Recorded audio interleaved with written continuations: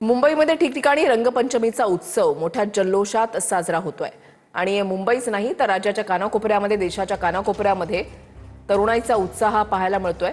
मुंबई आणि पुणेकरांमधली पुण्याची दोन दृश्य आपण पाहताय। मुंबईमध्ये तरुणाईचा उत्साह डीजेच्या तालावर ठेका धरलेला होता तरुणाईनं। दुसरीकडे पुणेकरांकडून सुद्धा धुळवड साजरी करण्यात आली।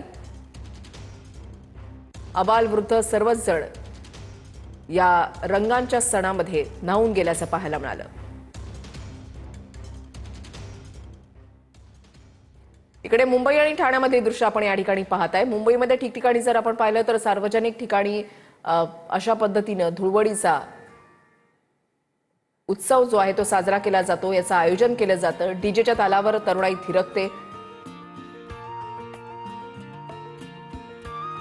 मुंबई आणि ठाण्यामधली दोन दृश्य, अबालवृद्धांसह सर्वच जण या रंगांच्या सणामध्ये न्हाऊन गेलं।